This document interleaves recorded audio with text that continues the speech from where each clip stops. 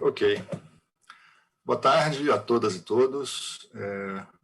Com um enorme prazer que eu estou aqui abrindo mais uma sessão do nosso ciclo de palestras. Hoje, apresentando o professor Desposato, que vai fazer uma fala sobre... Perdão, eu estou sobre campanhas políticas e decisão do voto na América Latina.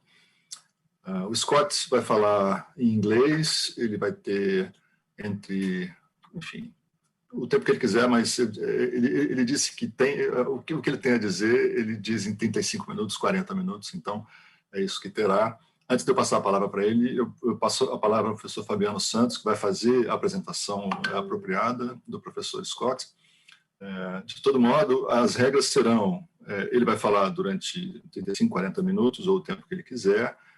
Depois, nós abrimos a palavra para as pessoas que estão dentro da sala, fazerem as suas perguntas, e depois nós passamos para as perguntas que forem formuladas no YouTube, tá? Para dar chance de todo mundo participar, etc.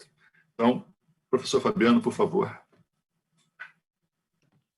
Então, boa tarde, obrigado, Adalberto, obrigado, Carlos, por terem me convidado para fazer essa pequena apresentação do Scott antes de dar início à nossa sessão.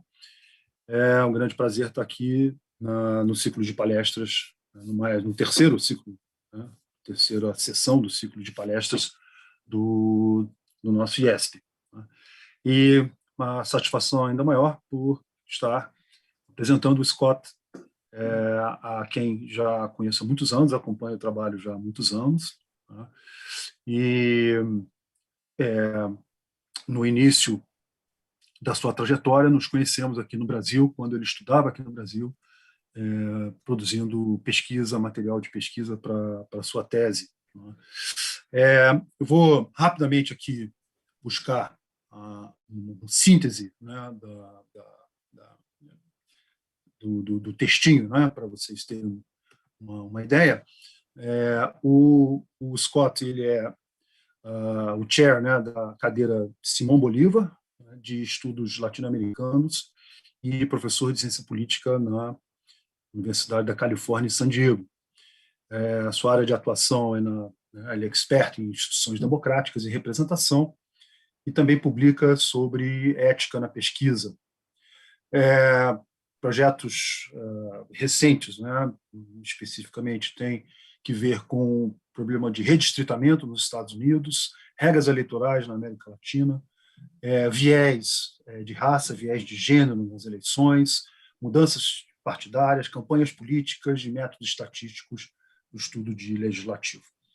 Na Associação Norte-Americana de Ciência Política, o Scott foi vice-presidente da comissão que desenvolveu diretrizes, né, as novas diretrizes no que diz respeito à ética na pesquisa com experimentos, né, com humanos, e também foi diretor da seção de estudos latino-americanos.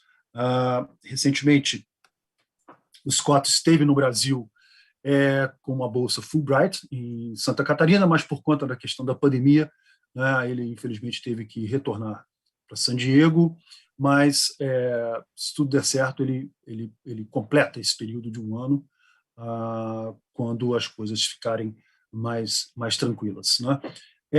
Queria só completar, né? Eu tive o prazer de estar em San Diego em 2019 sob a supervisão do Scott, ocasião na qual nós mantivemos um contato estreito, um diálogo permanente, e foi uma grande satisfação.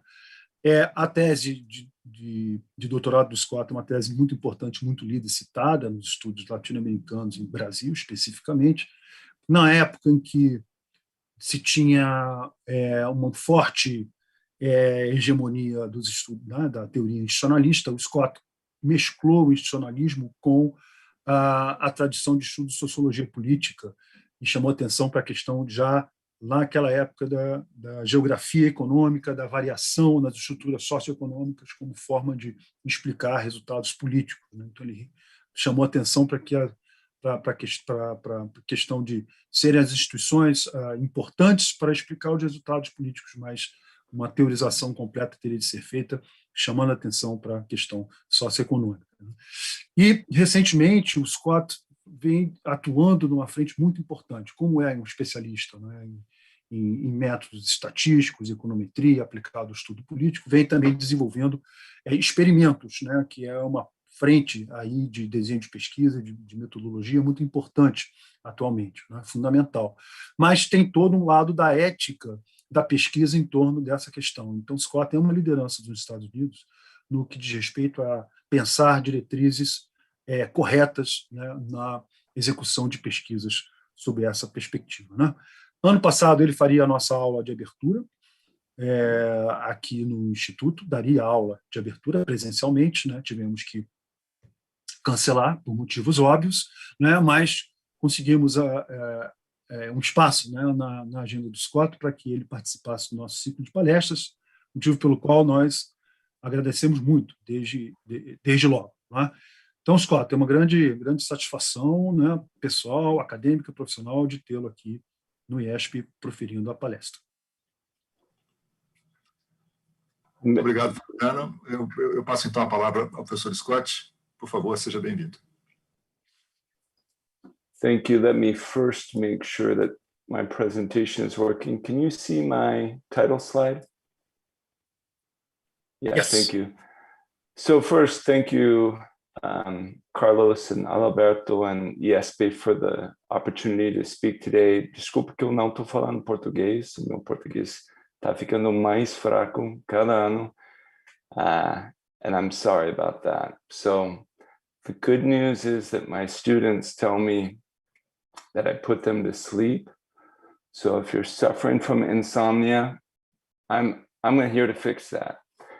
Let me also say that thank you to Fabiano for such a kind and generous introduction. I'm not sure if he's talking about me or maybe someone else, but very kind of him. He's always been a mentor, an advisor, and a very good friend. So thank you all for that. So this talk today is going to be an overview of a project that I started. Goodness, it's been 10 years now of collecting data and more data. And it's been a project that's been stopped by family and intercontinental moves and pandemic events and life and careers. And it's a project I keep coming back to because I think it's important. And so it's a project where I've collected a lot of data, a lot of information, a lot of political ads. So I've probably got, we're gonna talk about a couple thousand political ads today, but my total database is probably close to 70,000 now, different political ads from 13, 14, 15 countries across Latin America. I actually have a handful of political communications from Finland and a couple other countries in Ukraine. And what I'm going to do is talk about, I'll give you an overview of the project by talking in a couple of steps. And the first thing is why would we even study political communication or campaigns? Because it is not a popular topic in the United States. And I think it's going to be obvious to this audience why it's important, but I'm going to spend a few minutes and explain why people in the US don't make this a priority. Then I'm going to give you a game theoretical model that explains campaign strategy, why candidates adopt one strategy or another. And then I'm going to apply it to Latin American presidential elections in two parts. The first thing we're going to do, excuse me, is we're going to look at under what situations do candidates talk about their own policies, and under what situations do candidates just focus on criticizing others. And then we're going to ask, and I'm going to show you with some data, how does that affect the quality of information and perhaps ultimately the quality of representation?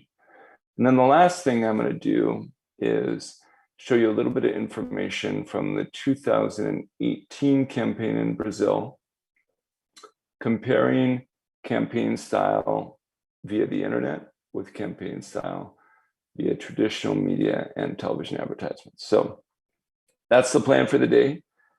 If you don't fall asleep during this talk, I'm really looking forward to your comments, criticisms. This is an ongoing project I care about, and your thoughts are greatly appreciated. Okay, so here is the reason that most Americans and maybe American political scientists don't do a lot of studying of campaigns. In fact, there's a famous book called Do Campaigns Matter? And the answer was mostly no, right? The answer was not in the US. So this is Biden versus Trump percentage from survey data going back to more than a year and a half, almost 2 years before the 2020 election. And perhaps most noted, so the triangles are support for Biden, the red ones are for Mr. Trump, and then the purples are undecided. And perhaps the story here is the non-story, that even before Mr. Biden was the Democratic nominee and was the candidate, most people had already decided how they were going to vote. And the campaign was sort of a formality, a very expensive formality of trying to get people to vote, reminding them which party they were, and desperately fighting over 1 or 2 or 3, maybe 4% of the population, which is undecided. So maybe campaigns don't matter in the US, but campaigns matter immensely in Latin America and in many other countries. And Americanists forget this, but we have younger democracies. Some countries have strong parties, other countries have weaker party brands and weaker partisanship. In some countries, we see partisan switching. In some cases, people have less information, maybe because campaigns are short. Mexican campaigns used to be 6 months. They're down to 90 days in 2012. And Brazil's campaign period has been cut shorter as well. Of course, there's cross-country differences, but we expect it to matter. So I'm just going to show you a little bit of data to contrast with that graph from the US. And I'm going to show you 3 things. And one is I'm going to show you just media reported polls that show campaign standing and evolution up to election date for, goodness, about 9, 12 countries. Then I'm going to show you some detailed polling data from INE, which is the Electoral Institute of Mexico. And then I'll show you some data from Unicampi's archive. So let's just look across Latin America. What do we see as we approach an election date? Election date is the vertical line on the right, date is on the x-axis, undecided percent is the y-axis. And we do see a great deal of variation. You see that in Paraguay, the sort of undecided, there weren't that many undecided at any point in the campaign. Same thing in Uruguay. But in Guatemala, the undecided start out at basically 50%. You see the campaigns matter quite a bit there in Ecuador. And you see across all these a general downward trend. That is, people are making decisions through the campaign process. And so this massive literature saying campaigns don't matter might be appropriate for the US, not necessarily appropriate for the rest of the world. This is Mexico. And so with the help of a great research assistant from UFSC, we've taken all their surveys, combined them together, 800,000 or 900,000 survey respondents, and this is from 2012. And so this is the proportion undecided days before the election. The vertical line here is the day the campaign officially started, 90 days before. And you can see that in Mexico, things were pretty stable early on. A lot of voters had made choices based on party early on.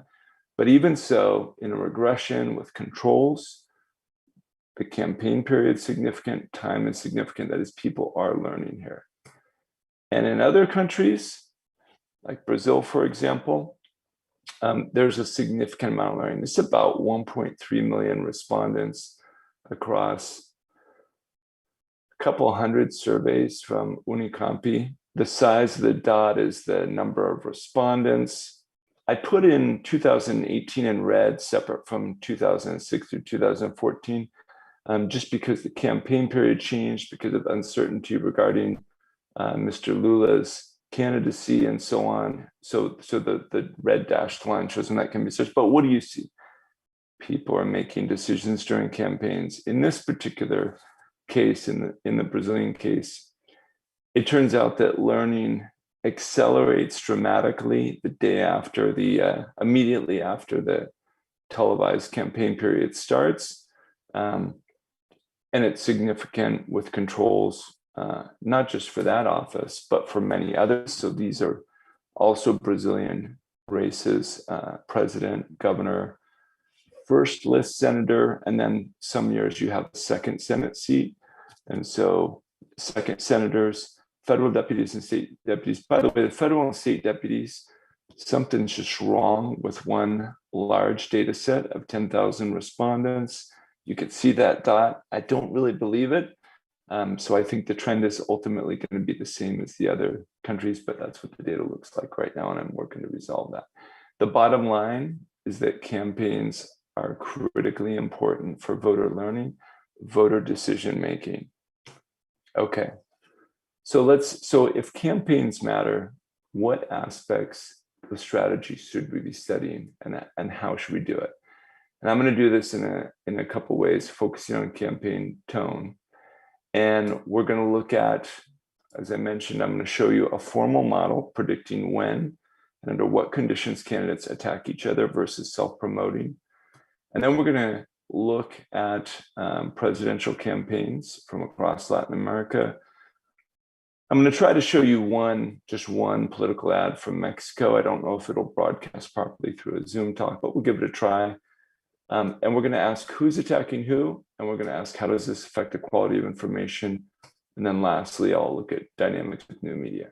Okay, so why are we studying campaign tone of all characteristics? You know, there's a big literature that says negative campaigning or attacking is bad for democracy, that it alienates people, it reduces support for democracy, it pushes people out of the electorate, that it might even reduce turnout. And there's another literature that says exactly the opposite, that it's actually good for democracy, that it leads to higher quality information, that it motivates people.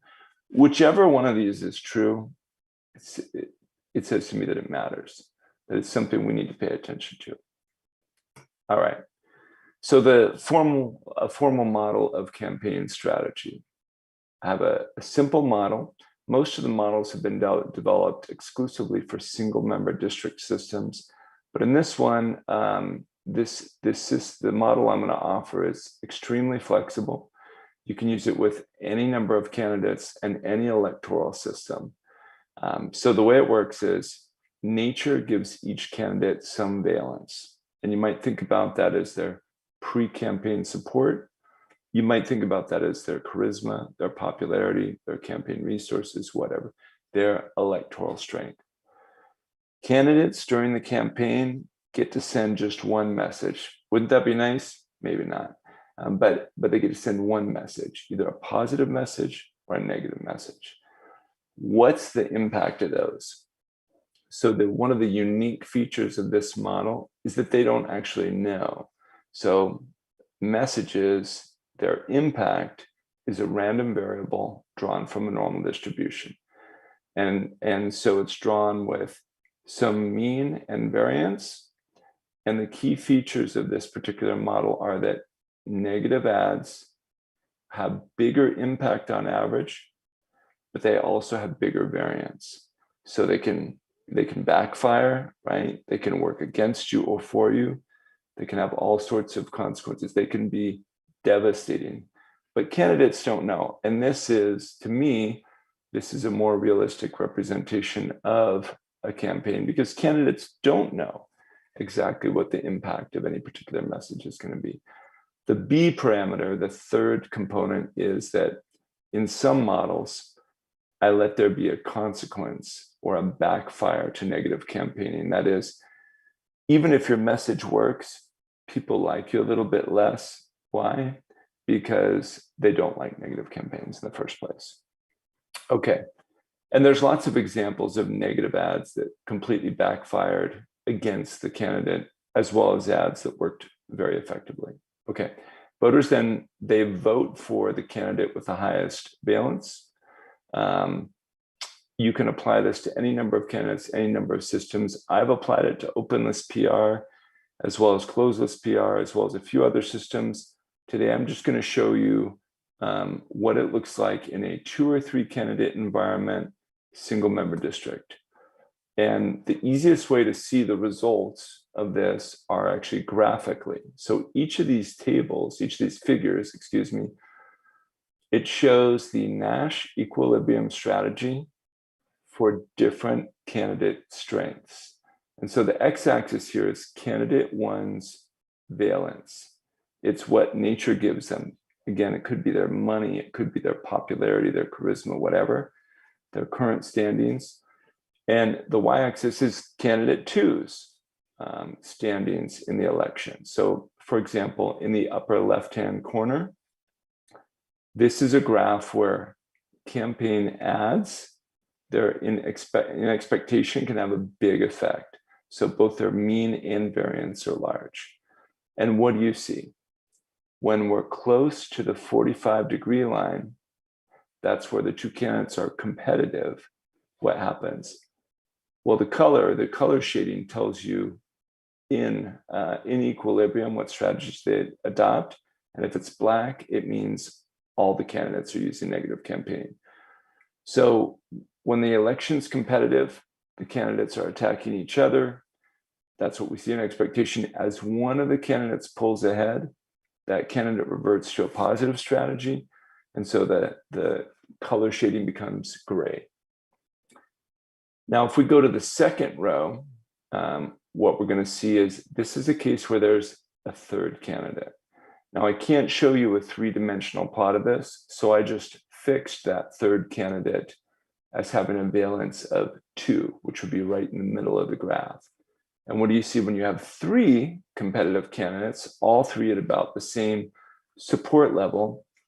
None of them go negative because they don't want to waste their ammunition attacking someone, and then the third candidate can benefit from that.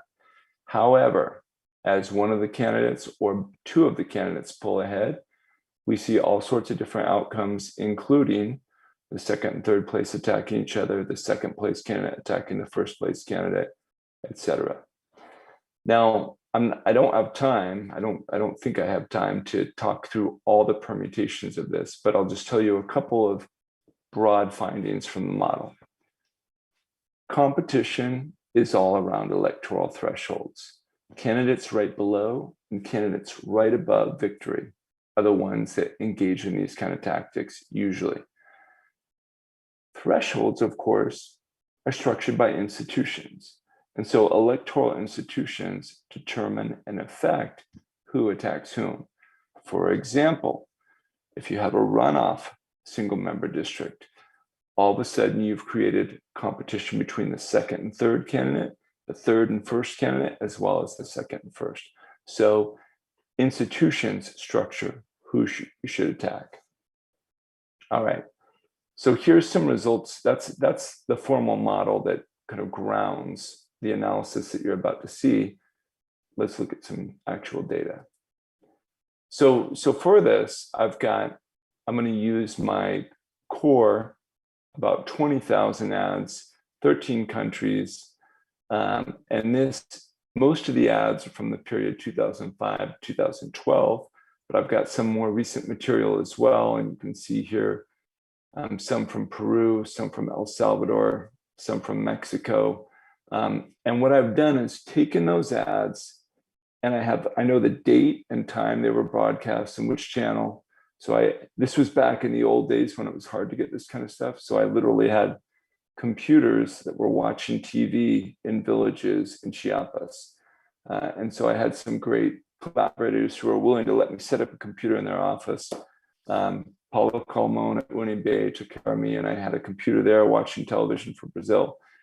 Anyway, so I know the day the ad was broadcast, and I can match that with public opinion data from that same period. So what I can do is say, when you're ahead, far ahead, what do you do? Versus when it's close, what do you do? Or as you go from being the second place candidate to the first place candidate, does it change your strategy? Okay. And one of the reasons this, well, let me just show you one ad and make a couple observations about it. It's an anecdote that kind of proves the rule, but this is from Mexico, 2006. I'll let it play, then comment.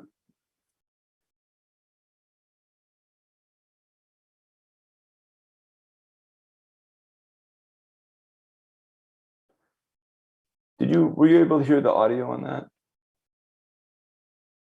No? Okay, that's unfortunate. So this was during the 2006 campaign.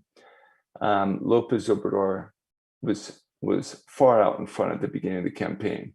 And Calderon, who ultimately won the election by about 30,000 votes, he incessantly attacked and attacked and attacked.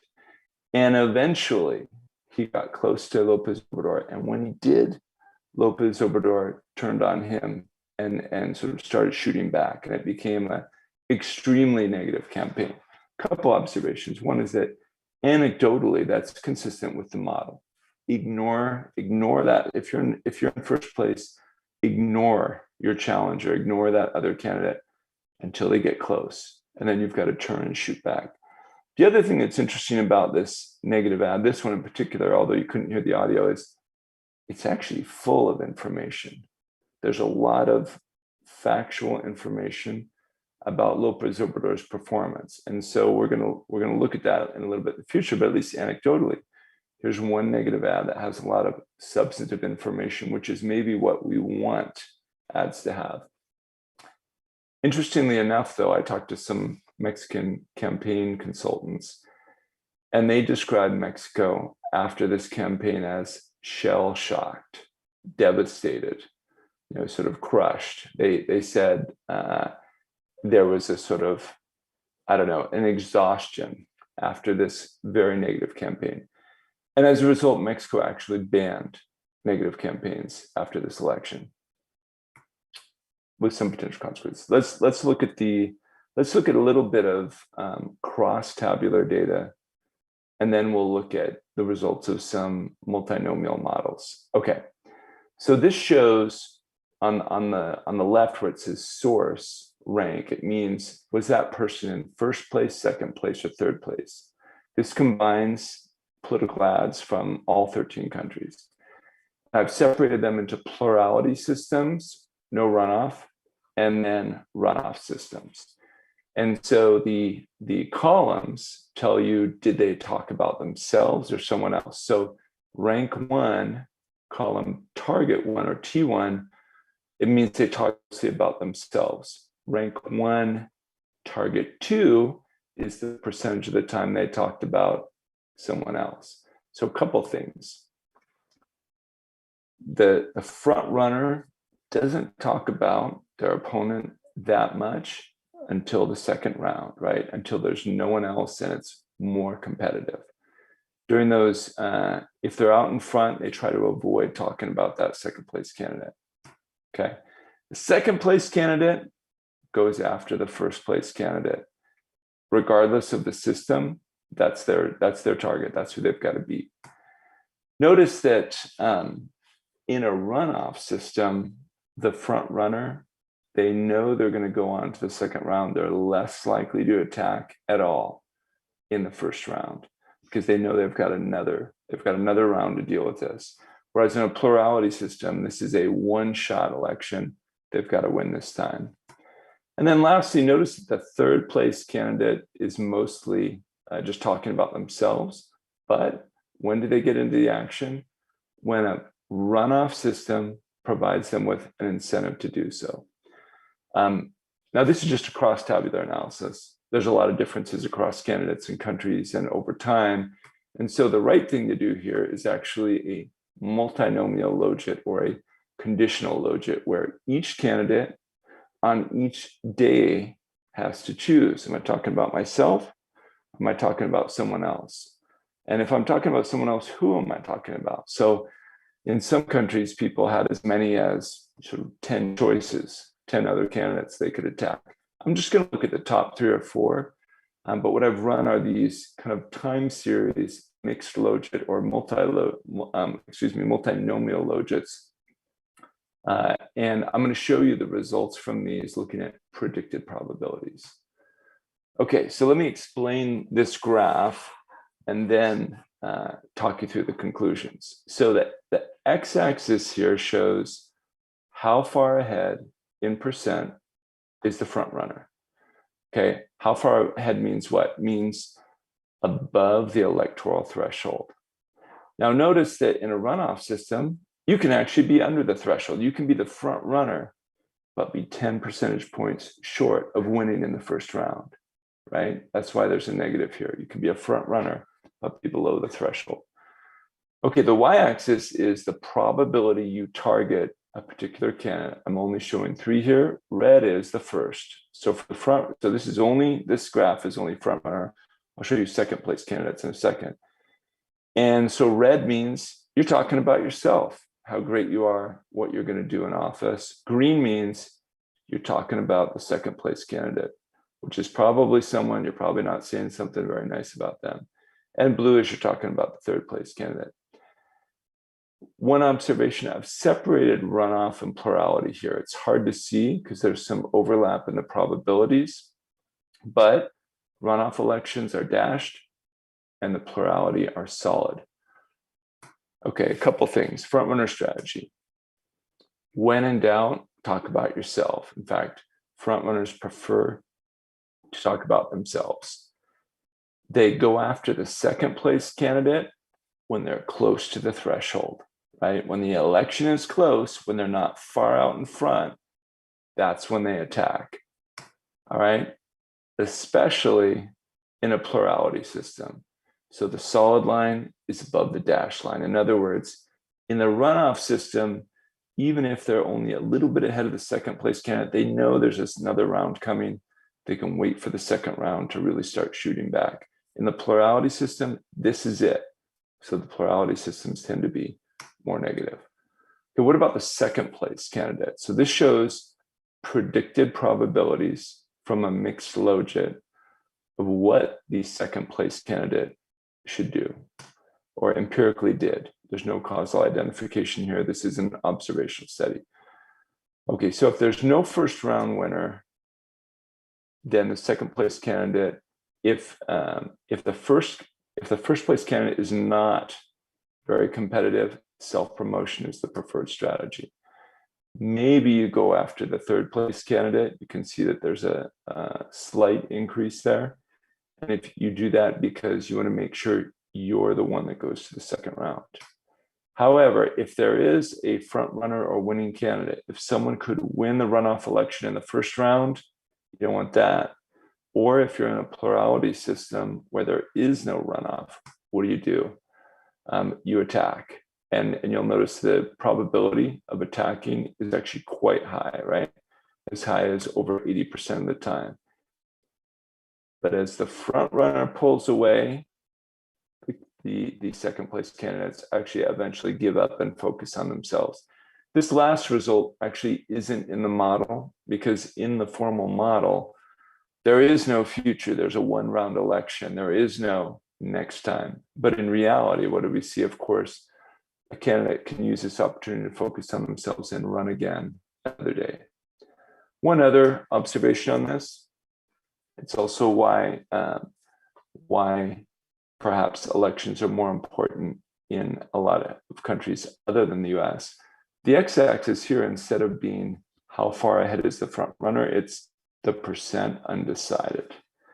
And you'll notice that the more the more undecided voters there are, the more people switch to self-promotion, right? Especially in these plurality systems. In other words, there's going to be less negativity in these environments where there are a lot of undecided voters. And so that's a good segue into the next part of this. Okay, so we understand who goes negative and why. We've got a formal model of it.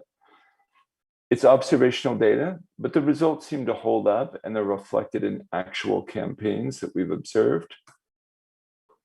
So is this good or is this bad? Do we want more negativity or do we want less? And this is actually a part of a big debate in the literature. So let's ask, are these campaigns providing useful information? Are attack ads associated with increased content? And if they aren't, where do we maximize content?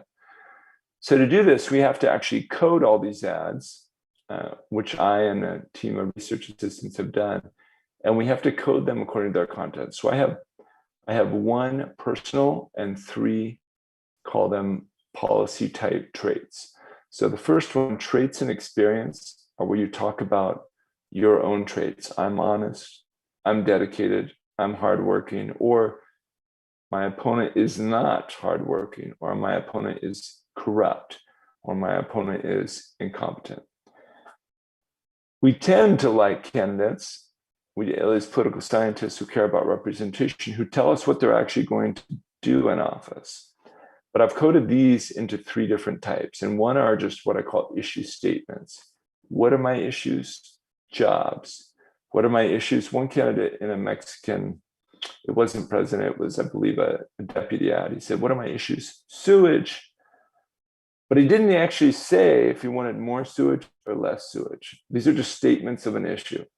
What are my issues? Jobs. Yeah, but you want more jobs or less jobs, right? There's not even a statement of direction. The next level up are goals and achievements. I'm going to create jobs, or my administration finished the metro, or my administration successfully dealt with the pandemic event. These are things you did. They don't tell us how you did them. Did you increase taxes or reduce taxes? Did you have a lockdown or no lockdown? How did you do that? You just, I'm gonna accomplish this without telling you how. Most of the old literature on elections, the political economy literature, Downs, it involves candidates actually saying what they're going to do. I'm going to pass a tax cut, or I'm going to raise taxes, or I'm going to increase the size of the government, or I'm going to shrink the government. These are things governments actually do. I'm going to have a lockdown, or I'm not going to have a lockdown. And these I call the highest quality. Okay, this shows the degree of negativity on the x-axis, and on the y-axis is the information. And I've separated in the lower part of the graph, I've separated out each trait, each type of information, and then total it up, and that's the solid dashed line. But the story is the same for all of them, basically. So there's a literature that says negativity is really good. We want as much as possible because we get more information. And yeah, as negativity goes up, we do get more information, but only to a certain point. And in fact, the key finding here is that contrast ads have the most information, right? So there's a peak right at about 50-50, where those are the highest quality, highest information ads. Of course, maybe they're just have more information. Maybe it's an artifact of talking about yourself and talking about someone else. So what if we just recode our information variables and make them binary? And so we look instead at the proportion of messages that have any information. And the pattern's weaker, but it's still there. That is, a message that is partially positive and partially negative seems to have a much higher probability of having some information in it, right? Okay, we could also think about this by saying, well, what if we just look at positive information, just them talking about themselves? And what we find is they talk more about themselves if they're criticizing others. So even positive information goes up with a little bit of negativity. That is, you're more likely to mention your issues or your qualifications if you're talking about someone else's weaknesses, their issues, or their lack of qualifications. These are just bivariate analyses, and what we really need are some models with some controls and so on. So here's just some simple regression models, dependent variable of level of trait information, issue information, goal and achievement information, or policies, and I'll just pop through the key results. Negativity has a nonlinear relationship with content in every case. That is, a little bit of negativity increases information, too much brings it down. Of course, if you let people talk, eventually they'll say something. So more time, just the length of a video in seconds, take the natural log of that, always increases information. So more time to all candidates does mean more information. Incumbents, instead of talking about issues, we're talking about policies. What do they talk about? They want to talk about what they've accomplished. They don't tell you how they did it. They talk about what they've accomplished. On the other hand, challengers or non-incumbent frontrunners, they may not actually have those achievements to talk about because they're not in office. So they talk about actual government action, things they're actually going to do. And then lastly, more undecided, more content, especially goals and achievements. And so why more goals and achievements than policies? Policies are naturally controversial, right? If I tell you I'm going to increase taxes, someone might like that in the audience, someone else isn't going to like it. If I tell you I'm going to create new jobs, everybody's going to like that. So goals and achievements are almost always valence and uncontroversial issues. Okay, so let me I've talked for far too long already, and I apologize. I hope you're still with me, and I appreciate your being here. Let me just talk about kind of the future is now, because campaign dynamics are changing, and campaigns have always changed. It was revolutionary when candidates could ride trains and make speeches, and then it was revolutionary when reporters started following candidates and reporting that they were saying different things in different places. And it was revolutionary when we went to radio and TV, and we're in a new evolution of democracy, which is social media and decreasing use of traditional media. Let's think about how that affects the information that's available to us. Let's think first about the market conditions for information. With Twitter or with some other platforms, Facebook, in some ways, there's no budget constraint. You can send out as much content as you want. There isn't a limited number of slots for a political ad in 1 hour. You can tweet all day long, and some people do, as we know. As a result, what you get are what I like to call thousands of angry voices shouting in the dark. Sort of thousands of people trying to say something and no one really hearing them. And so what's this going to result in? Limited but frequent messaging. So short messages without a ton of content potentially, maybe more populist and extremist appeals, and maybe increasing focus on celebrity politicians. And I think we're actually seeing this already.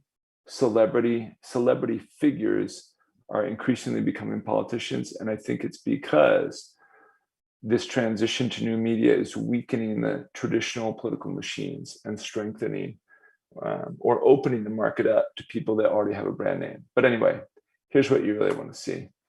So this is quote unquote hot off the press. This is like very recent data. We've been coding tweets and 2018 political messages. So I'm just going to compare three of the candidates, Alckmin, Bolsonaro, and Haddad's tweets, as well as their televised messages. And in each case, what you see is that total information on TV is greater than total information in tweets. So generally, there's a substantial and statistically significant difference in the quality of information provided. And so our brave new world of tweets tends to have less information. And that's because there's a lot of messages that say nothing. hello Sorocaba, I'm in Sorocaba today. Thank you, Sorocaba, for a great campaign event. There's just a lot of nothing out there. The second thing is, generally speaking, we see more traditional campaigning and negative campaigning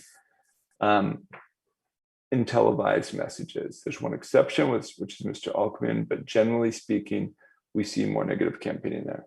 So I've talked long enough, so I'm gonna wrap up with a couple of thoughts, maybe takeaways. And one is that campaign behavior, it's highly predictable, it's strategic, it reflects the number of candidates, the electoral rules, the way voters are making decisions, and electoral thresholds determined by institutions.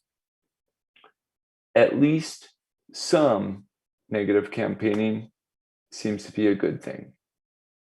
In every analysis I've run, going from an all positive to at least some negativity increases content and increases information after controlling for ad length, after controlling for who they're talking about, after controlling for undecided voters and many other variables. Okay. Of course, these are observational results. They're not causal.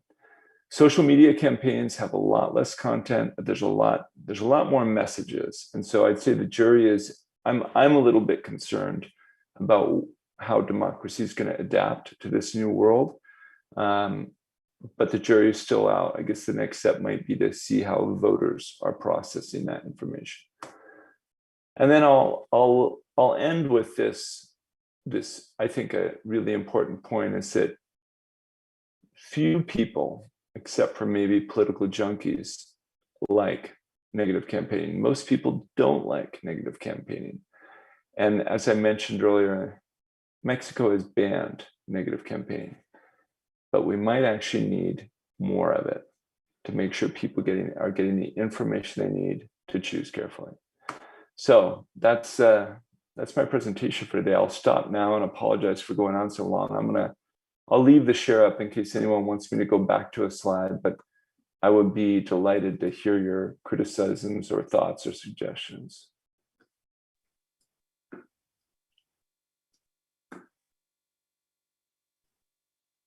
I think you're muted, Adalberto, or maybe I'm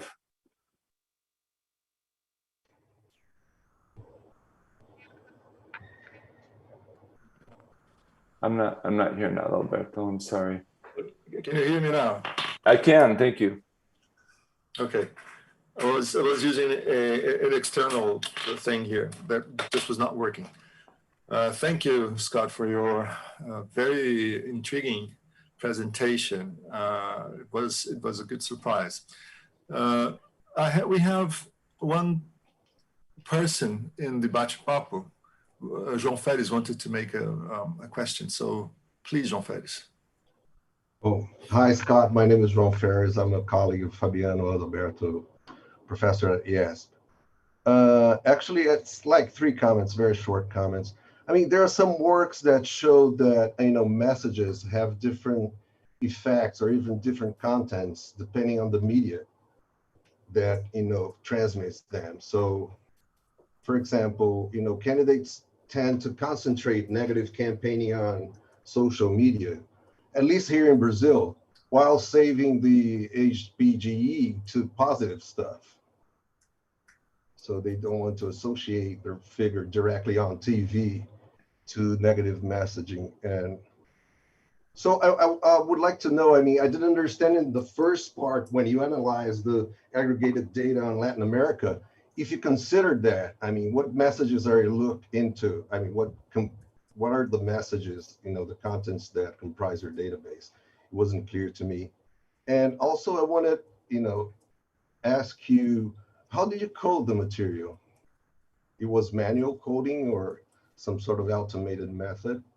I'm asking that because I work also with, with media content, also, media coverage of elections and stuff.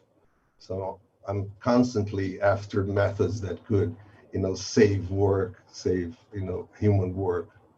And finally, it's a very, very short comment. You said at the very end that there are no budget constraints for people for candidates that do campaign on the web, right, on social media. But it seems to me there's a lot. If you take Bolsonaro's election, for example, it was like banked by business people who donated money for like covert operations to divulge and produce content, and also buy bots and put people to work to generate interaction on the web, on social media. So I think the professional way to go about that in terms of campaigns to spend money. So I don't think the internet and social media has solved the problem of the influence of money in campaigning. And it seems to me that at the end of your presentation, you pointed to that. So these are my comments. Thank you. Should I go ahead and respond?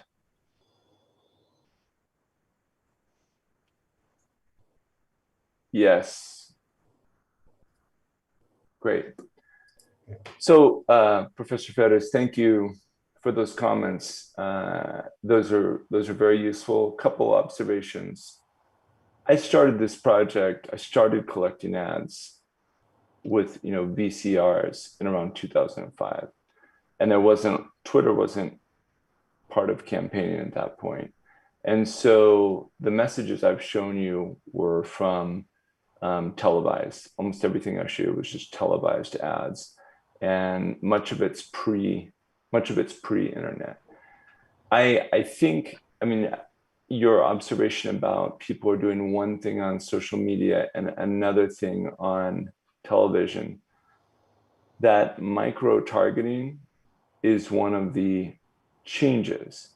It's not inconsistent with the model that I showed you, because undecided, you can micro-target your supporters or persuadables online.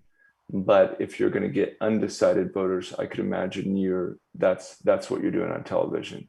You're just throwing this. You're not micro-targeting in your televised messages, and that makes a lot of sense to me. Let's see. So I mentioned messages that combine database. These are all televised ads, originally recorded the old way. Allow me to comment? Yeah, please. I think it's not micro-targeting. It's just the matter of, it's more like the super PACs in the US. Okay. But you don't want to have your name directly associated with negative campaigning. And at the propaganda electoral, you have that association, it's more direct. Whereas on social media, you can kind of, spread out negative campaigning, not only through your own Facebook page or Twitter account, but by, through other proxy outlets. By proxy. Yeah. I think that's right. And, I don't actually have a great solution to that problem in terms of, and maybe it'll be that those messages are, maybe they're different from the kind of candidate negative campaigning that I've observed. I'll come back to that, or maybe we can explore that in a second. Let me just answer the other questions. These were all manually coded, and it was quite laborious. It was a lot of my time and sort of students' time, with some coding with overlap. I'm working on a new database of Mexican ads with which we're exploring some machine learning. And a couple of scholars have tried, for example, coding negative ads, looking both at video and sound and porting it into a machine learning algorithm. I believe, though I'm not certain about this, that they're coding with some accuracy, but I think what they're mostly picking up is that the videos are darker in color, and the music is minor chords instead of major chords. I think that's what they're picking up, and maybe that's good enough, but maybe there's still some role for dinosaurs like me, who think you actually have to read the stuff and look at it. I hope so.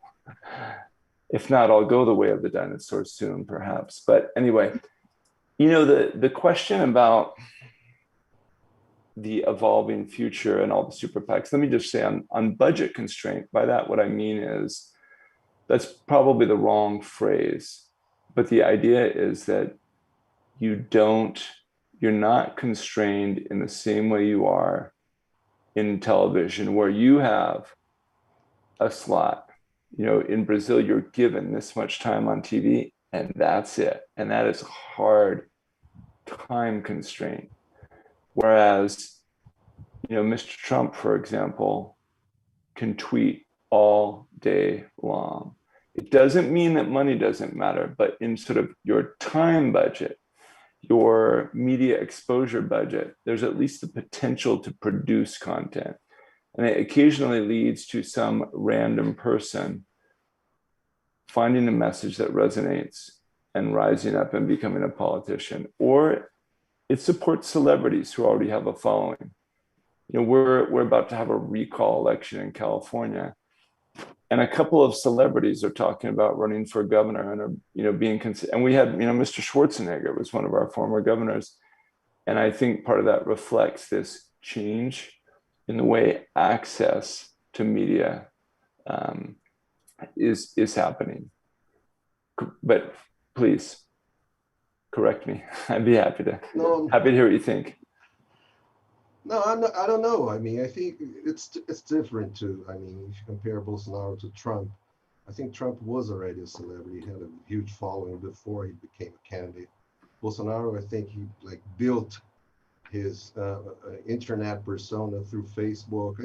I studied some of that through Facebook over the years, and then when he arrived at the election year, he was pretty strong already, with a strong following also. But this was organized by money too. That's what my point. It wasn't natural, wasn't spontaneous.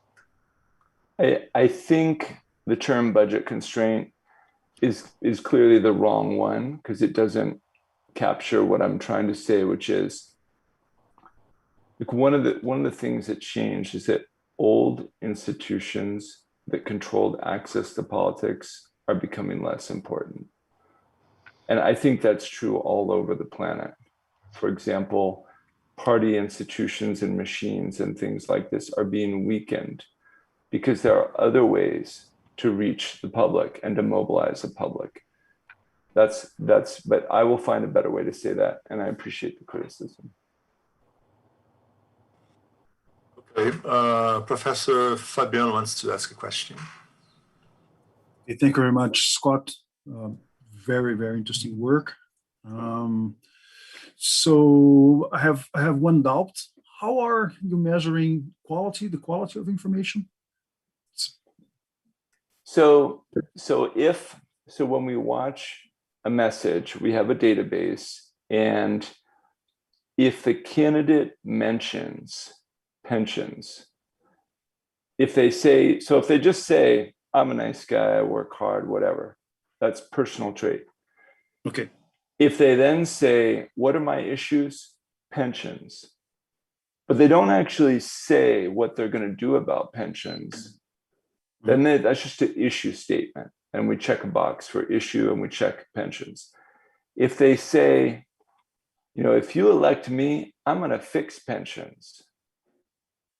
Well, that's sort of like a goal, or I fixed pensions when I was governor or something like that. That is a goal or achievement. It's something you did, but you're not going to say how you did it, right? And then to me, the most valuable is stating what specific government actions you can take. What can you do? You can raise taxes, you can lower taxes.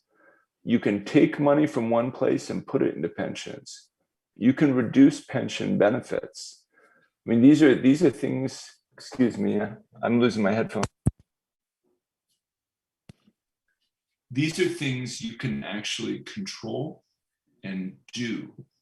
You can't guarantee that you're going to create 100,000 jobs or fix unemployment or fix crime. But you can say, I'm going to hire police officers, or I'm going to spend more money on police, or I'm going to write a law, or so and so and so on. So if we had a hierarchy, the first level is issue, what issue you're going to work on. The second is goal or achievement. I'm going to fix that problem. I'm going to build this bridge. We're going to have 10 new hospitals. And then the highest one is actual, specific, concrete actions the government can take You can't fix health, but you could pass a law for a new, like public health service or reform the health ministry. So those are the kind of three distinctions that I've made. All yeah, good, very good. Understood. I have one question about that. It's how this relates to this issue of information gathering by the population as a whole. The rational voter, in the sense that negative information would be more efficient in the sense of making the decision, and rational voters are not really, concerned about gathering substantive information. This is one theoretical question. Do you think that's a kind of belief from politician beliefs, or it's a concrete thing it's matter for the voters? Okay. No, I have one question, but it's related to a different topic. If you want to answer that, it's okay. So one of the results I've found is that incumbents talk about goals and achievements. And to me, that supports the idea of a rational voter. You talk about what you've done because for many people's real lives, it probably does matter less whether or not you're going to pass this law or that law. They just want you to fix it. And so if you have a track record, if you're an incumbent, you talk about goals and achievements, mostly achievements, right? What you've done. Mm-hmm. And on the other hand, but if you don't have that track record, then you're more specific about concrete government actions. So I think the logic of the rational voter, I think candidates are aware of this and adapt to it. It's also the case that neither issues nor goals and achievements are, they're usually not nearly as controversial as specific policies. You tell me you're going to create jobs, that's not controversial. You tell me you're going to raise taxes and use that money to create jobs, that's controversial. Or you tell me you're going to cut taxes to create jobs, that's also controversial. So some people would say that's fair, other people say it's unfair. So specific policy actions put you on a left-right scale where somebody's going to be pleased with you and someone is not. Whereas goals and achievements are always welcome. You fixed corruption, you reduced crime. That's good, right? Probably. Mm-hmm. Okay. So the third question, if I may, it's about this the last topic about the new media, and I'm very concerned, that about this question of the quality of democracy and how the new media is somehow decreasing in the quality of democracy and the quality of information circulating, political information circulating. And my question has to do with this two blocks we're working with. One block is the traditional media and the other block is the new media. If these two blocks do not communicate with each other. And I'm thinking about how this dialectic goes on. Kind of that's in the following sense. Politicians who are profiting from the use of new media and basically through negative campaign they are also profiting by the impacts of these campaigns on the traditional media. So they are really getting popularity and getting visual, multiplication through the impact they are causing on the traditional media. I'm not. That's not a question. It's a suggestion. How to investigate, how to, design a research, able to measure the impact on traditional media of the negative impact, negative campaign going on to the new media. It's a suggestion only, because you're treating them as there two blocks, two separate blocks, definitely separate blocks. So I'll just thank you for that, Fabiano, and João's question as well is kind of related. I think there's going to be challenges for all of us. In some ways, it was easier to study communication when there were only a few ways to communicate. And like João, Professor Ferreira pointed out, now we have, in Brazil, you have this kind of super PAC environment where there are other actors who have a voice in sometimes on platforms that we can't fully observe, like WhatsApp or something like this. So for us as scholars, I think the future of our ability to monitor this, it's going to be very difficult. And I don't know the answer to that one yet. Maybe Professor Ferreira does, but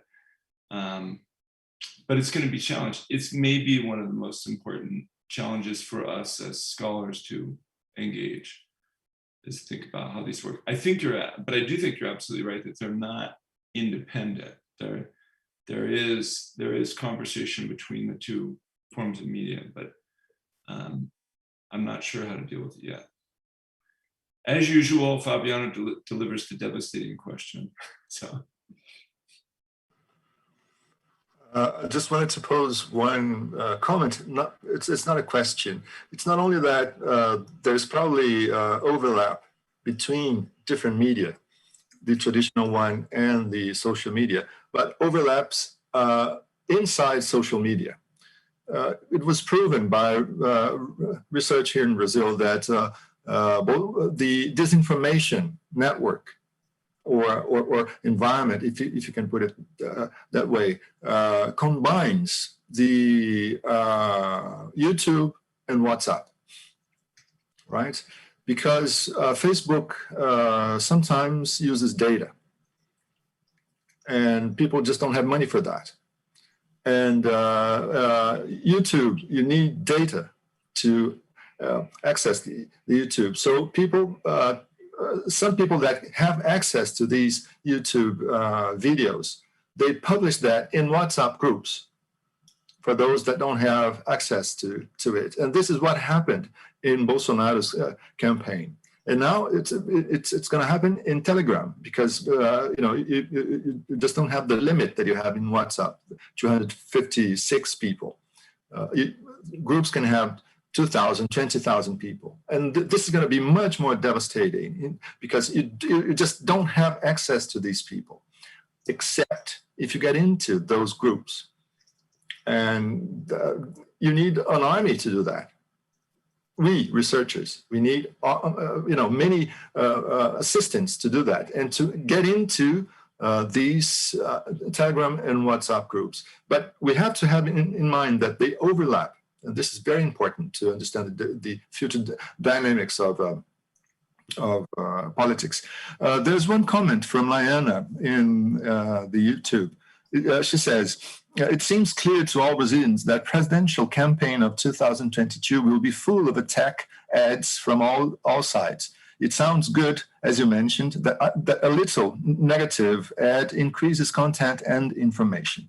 And she goes on, I thought that negative ad was not good for voter decision. And she finishes, congratulations for your lecture, Dr. Desposato. So, can I respond? Thank you.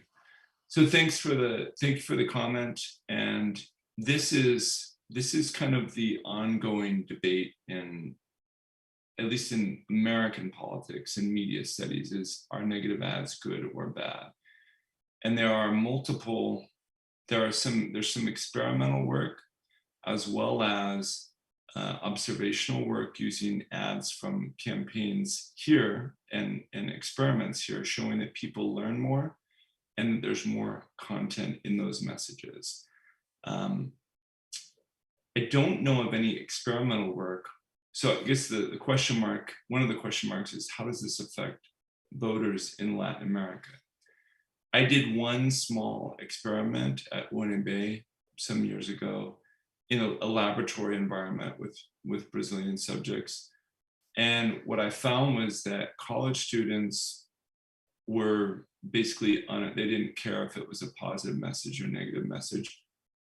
But the workers at UNB, kind of lower income groups, they reported that they were less likely to vote. Like they did not like, they had a negative reaction to the negative ads. That was a laboratory experiment conducted some years ago with a limited sample, and so I don't know how generalizable that is. It would be great to generalize something like that and find out. I think it's ultimately a double-edged sword. I personally believe that Mexico made a mistake by banning negative ads, because your opponents are the one most likely to find your weaknesses and bring them to people's attention. And maybe that's part of the democratic process, is that you need to answer those questions. You need to be criticized and answer those questions. And I know that sometimes negative ads go over the top, but maybe that's just the price of this messy, imperfect system we call democracy. I don't know. Okay. We don't have anybody in the chat. Does anybody want to ask new questions, make comments? I want to say something, another thing. I mean, you said you did not differentiate negative campaigning from, what people, call fake news, right, nowadays.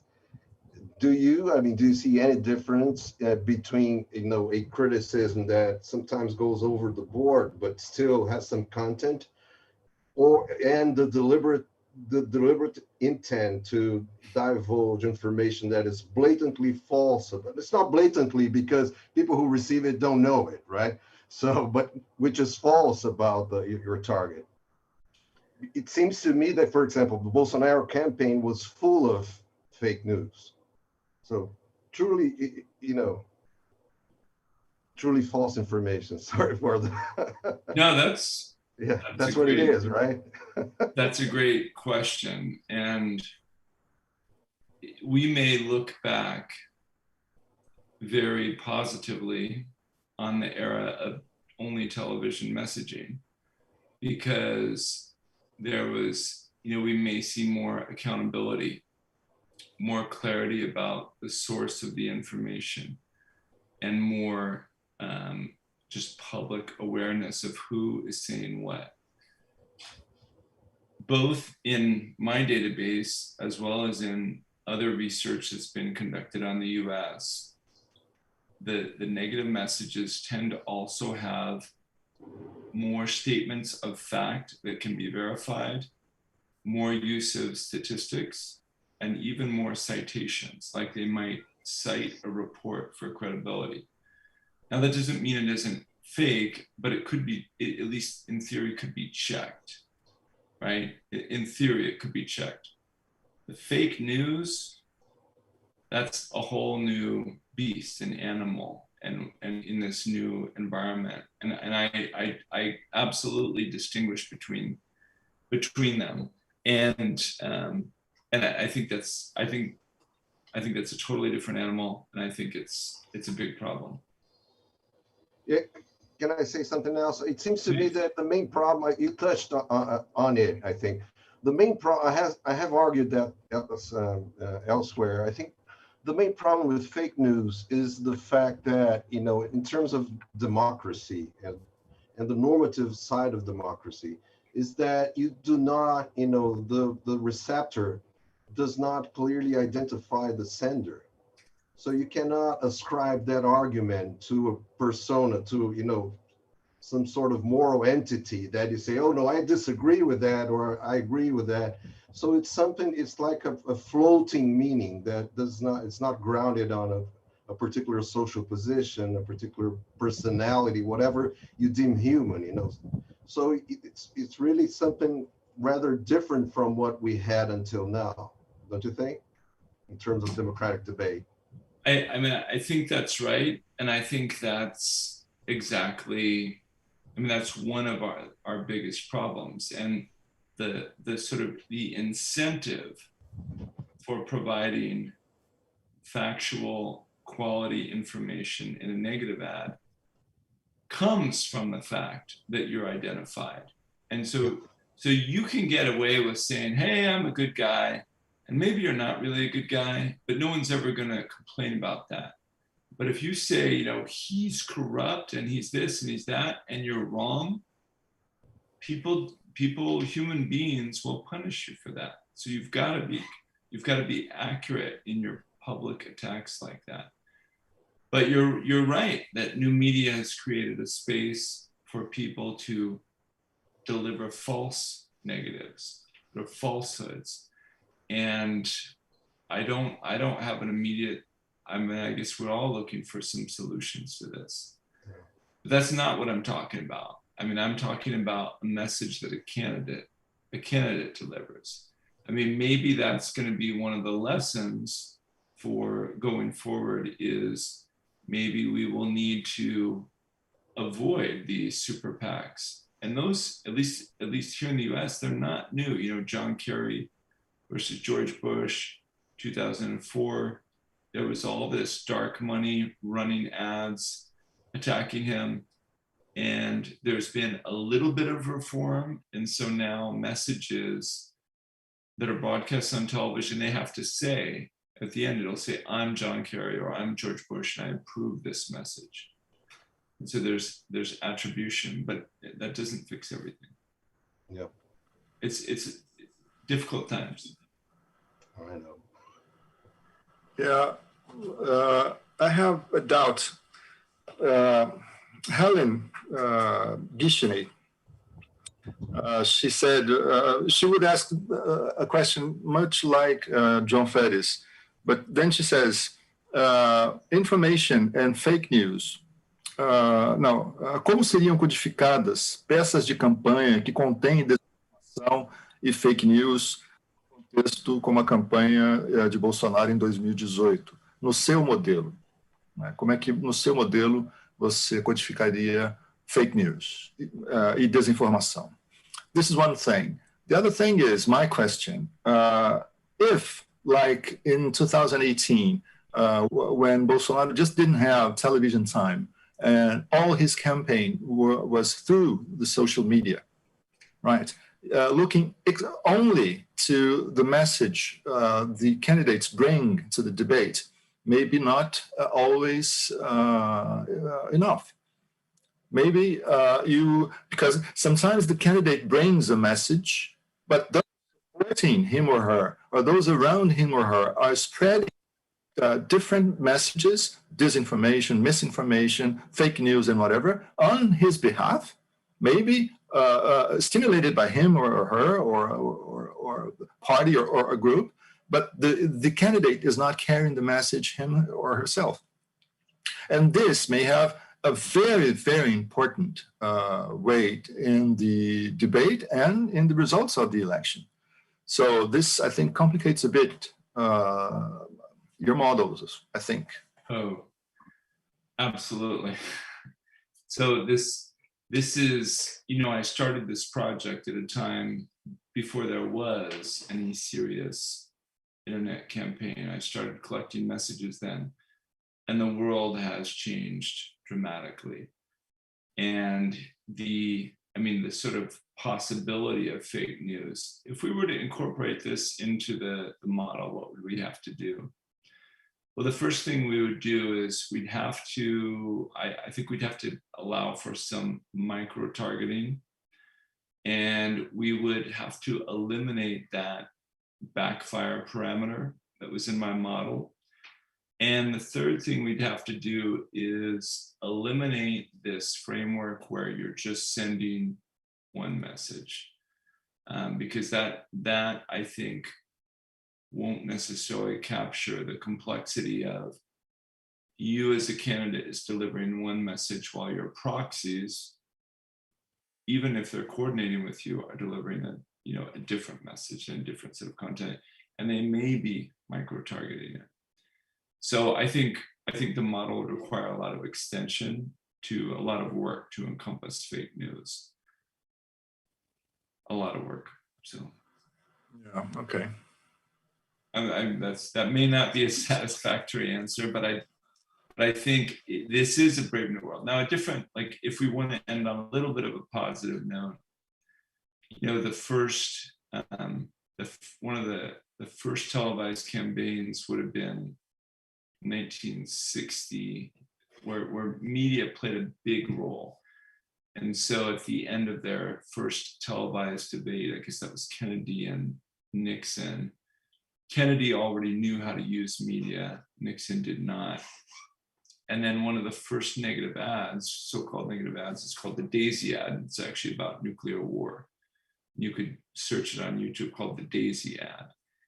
So we have only been campaigning the way we're campaigning for 50, 60 years. And so we adapted, you know, democracy adapted to and survived that. And we've had a shock through all of the fake news and social media. Let's hope we're going to adapt and find mechanisms that protect and ensure accountability. Maybe that's work for all of us to do. Okay. No more comments? No more questions? Well, Professor Scott, it was a great pleasure to hear you. It was very, very, very interesting. You have a very hard task ahead of you, I think. All of us, actually. All of us that are interested and worried about the quality of our democracy, how our democracy behave, and if they will survive these new fake news and disinformation, misinformation environments, and they're very, very complicated. And we do have to find ways to include them in our research and our explanation models. So it was very, very, very interesting. Thank you very much. I thank Fabiano. Thank you very much. Fala, Fabiano. Grande abraço, Scott. Grande abraço, Scott. It was wonderful, wonderful work. Thank you very much.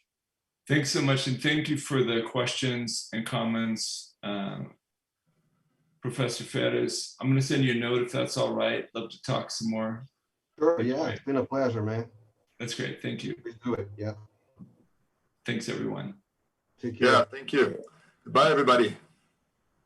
Nice to see you all. Thank you, Carlos, for being around. Okay. Bye, Scott. Bye-bye, thank you. Bye-bye, Scott.